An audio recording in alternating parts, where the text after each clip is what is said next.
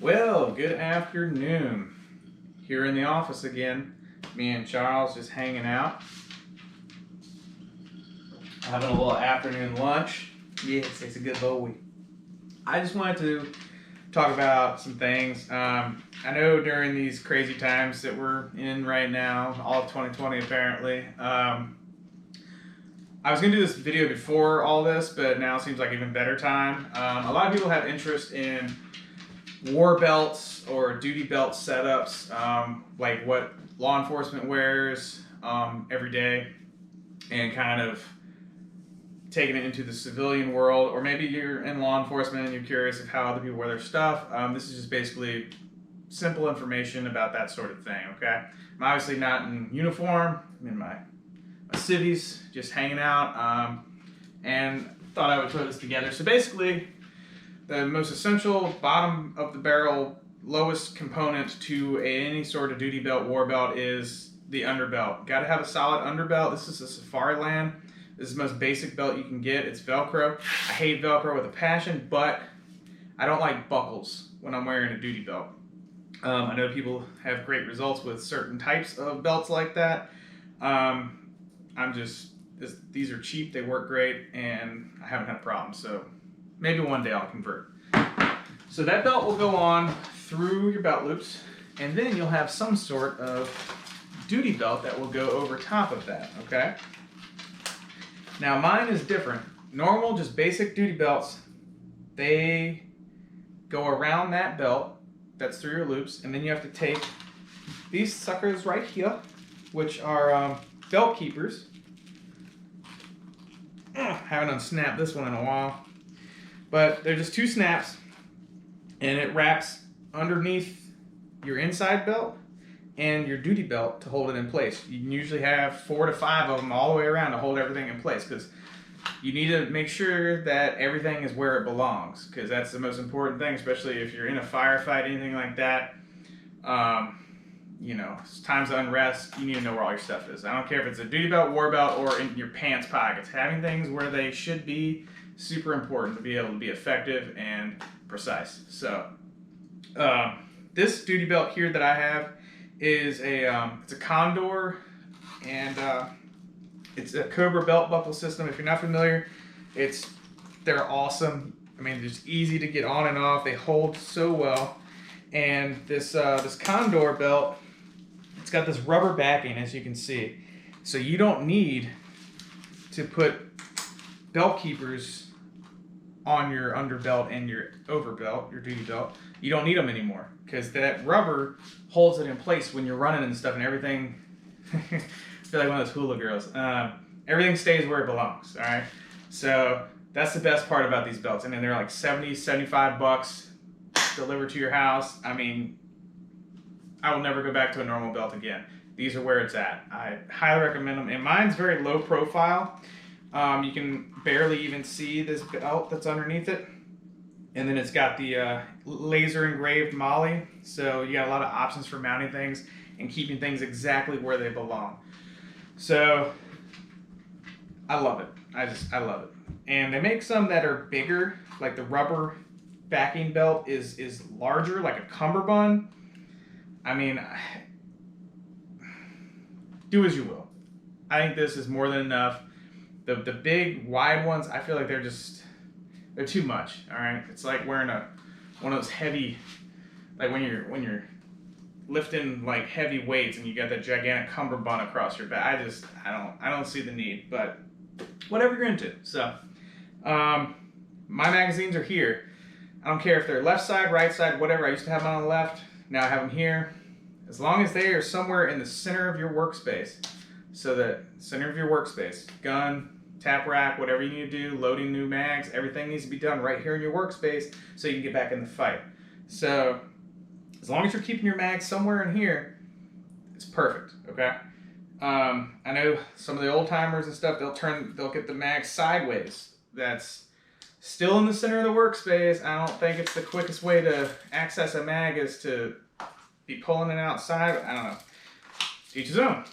I recommend it vertical, not horizontal, and somewhere right here in the workspace. Just my opinion. And then moving on from that, you have OC spray, handgun, cuffs, nothing across my back. Notice that? Nothing.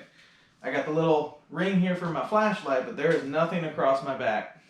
Because trust me, I went a long time with stuff on my back, handcuffs, radio right over in here. Miserable. Makes for a horrible, horrible time when you're sitting, when you get thrown up against something. I mean, whatever. You hit the ground, it hurts. So if you can keep your back clear, do it. It's harder for us smaller guys. Big guys, man, they can shove everything up front, no problem. Me, I had to put my radio and my tourniquet and my body camera, stuff like that, up on my vest to be able to free up my back. So it's nice that I work somewhere where I have the option to do that. If I didn't, then I don't know what I would do because I don't have enough real estate. So more donuts, I reckon. But so handcuffs over here too, because one is none. And then I showed this in another video. This is my O-Light into our Warrior. And then I keep one up on my vest too, which is my I2 TR or whatever. And then taser. And then this is the K-bar, the law enforcement. You know which one this is. Because you always want to have a knife on your left side. So if anybody's getting your gun and attacking you, you can go for lethal means with your left hand while you're holding down the fort on the right. ASP, I like it over here because I can access it with either hand. A lot of guys have it right here behind their gun. That just gets in the way of my draw, and I can't get to it with my left hand very well. So I like it to be ambidextrous, just because, again, if I can't use my right hand, I need to be able to get to my left. So, and then my keys go here on the Zac tool, because that's the best key holder in the world. But that's the basic rundown of the way that my duty belt's set up. If you're making a war belt, it's going to be very similar. To me, mine is. I'm in the process of building one now. It's going to be on the same Cobra and Condor platform as this. I will not obviously have a baton or a taser, but I'm probably going to keep a pair of cuffs or two on it. Probably get some zip tie cuffs. And then my light, my K-bar, my pistol, my mags, those are all going to stay where they're at, along with a dump pouch, and probably I'm going to put another tourniquet on the belt as well. And I haven't decided what else with my war belt yet, but that's the basic rundown of a good solid foundation for a war belt or duty belt and how to lay it out. Obviously, if you're left-handed, things are going to be backwards because you're backwards. No, I'm just kidding. Got some good friends that are left-handed, nothing wrong with it, I guess. Wrong-handed is still being able to, whatever. I'm not going down that road. Anyway, more power to you. I wish I could shoot better left-handed, but when I shoot left-handed, I look like I'm 90 years old because my hand moves like this. So if you ever want to survive a shooting by me, it's hope that I hurt my right hand. No, I'm just kidding. You aren't going to get away. So that's all I got. I really hope that this helps. If you're on the fence about some things or deciding what kind of gear you want to set up or how you want to lay out your stuff, I hope this helps, gives you something to think about. Works wonderful to me, and this belt, I just can't say enough good stuff, and my light and everything. It's just, I use this stuff every day for 12 hours a day. And as far as weight goes, you're looking at, I don't know, maybe 15, 20 pounds here.